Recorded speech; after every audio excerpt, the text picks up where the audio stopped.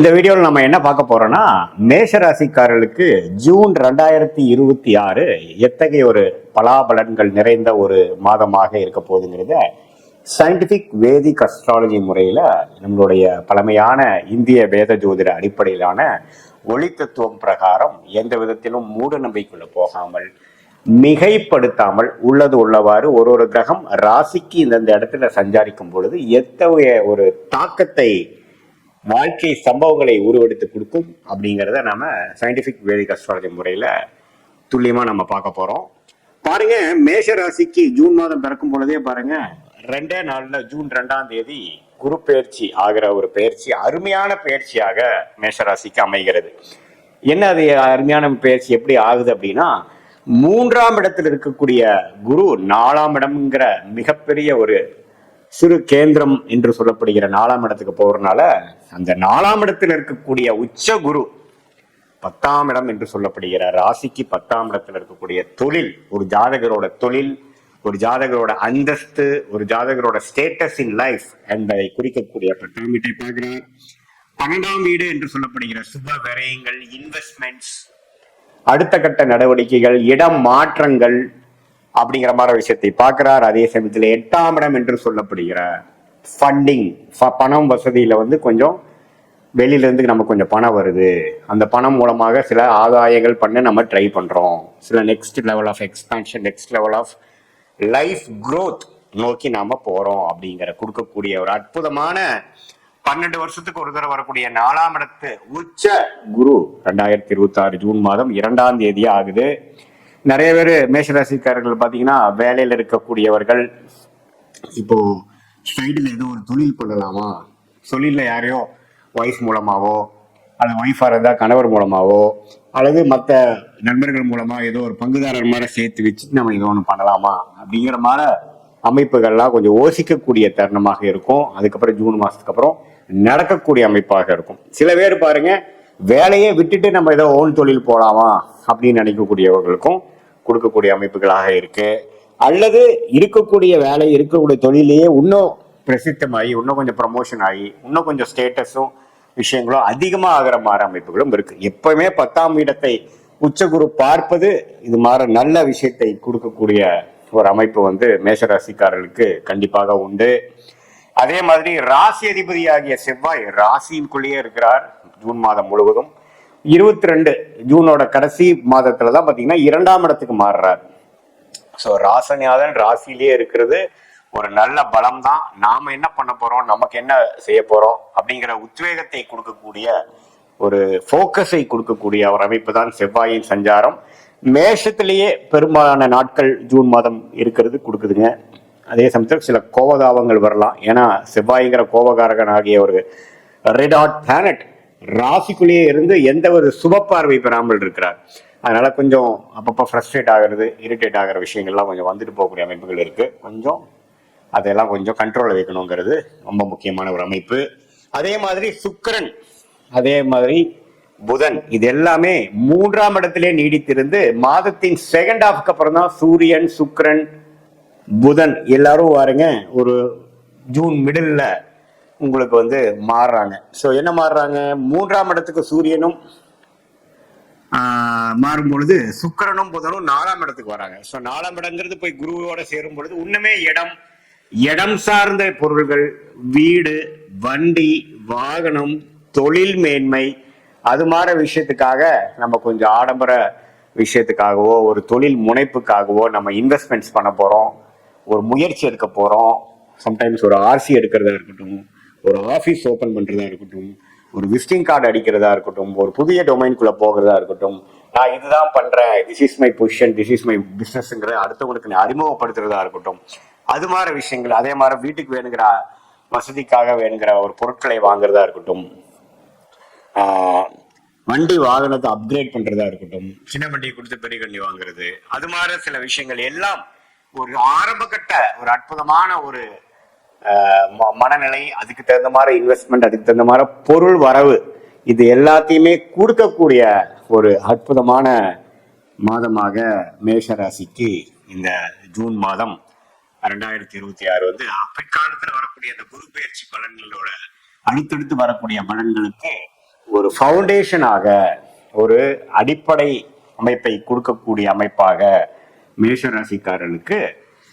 இந்த கடகத்தில் உச்சம் பெறக்கூடிய குரு கொடுக்கிறார். அவரோட சேரும் சுக்கிரன், அவரோட சேரும் புதன், இது எல்லாமே நல்ல அமைப்பை கொடுக்குறாங்க.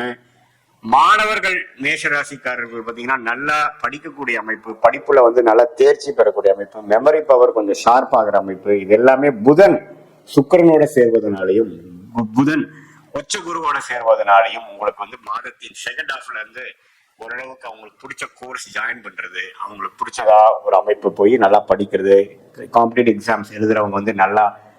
பெர்ஃபார்ம் பண்றதுங்கிற மாதிரி ஒரு நல்ல பலன்களை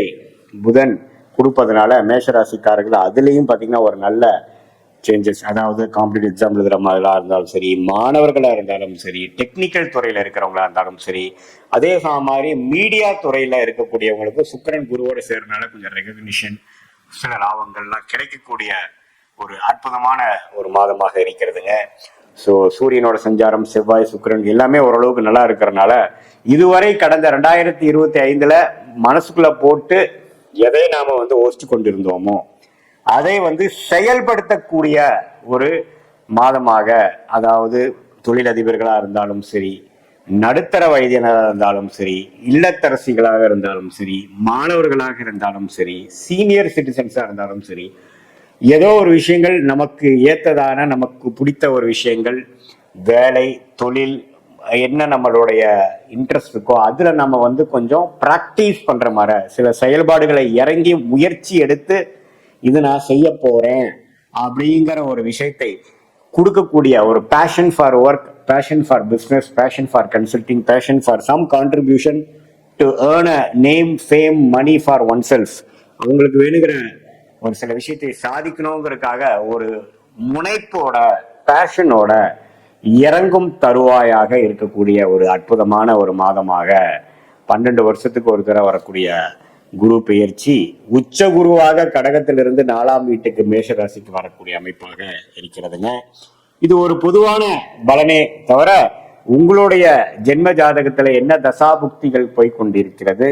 தசநாதன் எப்படி இருக்கிறார், புக்திநாதன் எப்படி இருக்கிறார், தசநாதனும் புக்திநாதனும் இப்ப கோச்சாரத்துல நம்ம எது மாதிரி அமைப்புல போறாங்க, உங்க லக்னம், நீங்க என்ன லக்னத்துல பிறந்தீங்க, மேஷத்துல நீங்க எந்த ராசி, அஸ்வினி நட்சத்திரமா, மேஷ ராசியில நீங்க என்ன நட்சத்திரம், அஸ்வினியா, பரணியா, கிருத்திகையாங்கிறதெல்லாம் பொறுத்து உங்களுக்கு என்ன தசாபுக்திகள் போய் கொண்டிருக்கிறது வைத்து இன்னுமே துல்லியமான பலன்கள் கொடுக்கலாம். ஏன்னா இப்ப சனி விரய சனியாகவும் மேஷராசிக்கு போய் கொண்டிருக்கிறது, ராகு 11ஆம் இடத்திலும், கேது 5ஆம் இடத்திலும் இருக்கிறார். ஸோ இதையெல்லாம் வைத்து உங்களுடைய தசாபுக்தியையும் வைத்து பார்க்கும் பொழுதுதான் பிறந்த தேதி, பிறந்த நேரம், பிறந்த ஊரை வைத்து வரக்கூடிய ஜாதகத்துல வரக்கூடிய லக்னம், அந்த லக்னத்துக்கு ஏற்ற தசை, அந்த தசைக்குள்ள இருக்கக்கூடிய புக்தி, அந்த புக்திநாதன் ரசநாதன் உங்க ஜாதகத்துல எந்த மாதிரி இருக்கிறாங்கிற பொறுத்து துல்லியமான பலன்கள், இப்ப நம்ம பேசின கோச்சார அமைப்பையும் சேர்த்தி அதே மாதிரி தசாபுக்திகள் பலனையும் பார்க்கும் பொழுது அடுத்த வரக்கூடிய ஷார்ட் டேர்ம் எப்படி இருக்கு, அடுத்த வரக்கூடிய லாங் டேர்ம் எப்படி இருக்கு, அடுத்த வரக்கூடிய உங்களுடைய வாழ்க்கை பயணம் எந்த திசையில் திரும்புற மாதிரி இருக்கு, எது மாதிரி சாய்ஸஸ் நீங்க எடுக்கிறது நல்லது, எது மாதிரி சாய்ஸ் நமக்கு சரியா வராது, அதோட டைம்லைன்ஸ் என்ன, எந்த நேரத்துல அது நடக்கிற மாதிரி இருக்கு, சீக்கிரமா நடக்கிற மாதிரி இருக்கா, கொஞ்சம் டிலேவோட நடக்கிறதா நல்லா இருக்கா, அப்படிதான் காட்டுதா, எது நமக்கு நல்லபடியாக அமையும், எப்போ வேலை மாறலாம், எப்போ தொழில் விருத்தி அடையும், எப்போ கடன்கள் குறையும், எப்போ உடல்நல கோளாறு பிரச்சனை இருந்து வெளியில வருவோம், எப்போ குழந்தை செல்வம் நமக்கு கிடைக்குங்கிற மாதிரி எல்லா விஷயங்களும் நம்மளுடைய பிறந்த தேதி, பிறந்த நேரம், பொழுது வைத்து வரக்கூடிய திருக்கணித பஞ்சாங்கம் முறையாக வரக்கூடிய அந்த ஜாதகத்தை போட்டு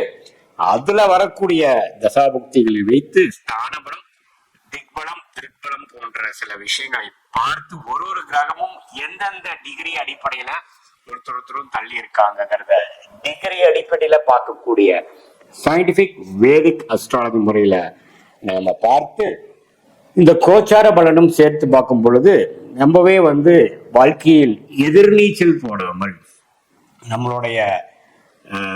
என்ன விஷயங்கள் நமக்கு வராதோ அதை போய் நம்ம செய்து பண விரயம், சமய விரயங்களை அனுபவிக்காமல் எந்த விஷயங்கள் நமக்கு உகந்ததாக இருக்கிறது, பிராப்தங்கள் என்ன, தோஷங்கள் என்ன, நமக்கு ஃபார்ச்சுனேட்டான பிளானட் நம்ம ஜாதகத்துல என்ன இருக்கு, அந்த பிளானட் எது மாற துறையில் நமக்கு முன்னேற்றத்தை கொடுக்கும், எது மாதிரி டைம்ல வரும், நமக்கு வேலையா தொழிலா அப்படிங்கிற போன்ற பல விஷயங்கள் நம்மளுடைய ஜென்ம ஜாதகத்தையும் சேர்த்து வைத்து இந்த மேஷராசிக்கு வரக்கூடிய குரு பெயர்ச்சி, செவ்வாய், சுக்கிரன், புதன் எல்லா பெயர்ச்சிகளும் சேர்த்து வைத்து பார்க்கும் பொழுது சயின்டிபிக் வேதிக் அஸ்ட்ராலஜி முறையில முறைப்படி பார்த்து அதுக்கு வேணுங்கிற கிளாரிட்டியை எடுக்கும் பொழுது வாழ்க்கையில சரியான நேரத்தில் சரியான முடிவுகளை எடுத்து வாழ்க்கையில் எளிதில் வெற்றி பெற முடியும் என்று சொல்ல விரும்புகிறேன். மீண்டும் மற்றொரு காணொளியில் சந்திப்போம். நன்றி, வணக்கம்.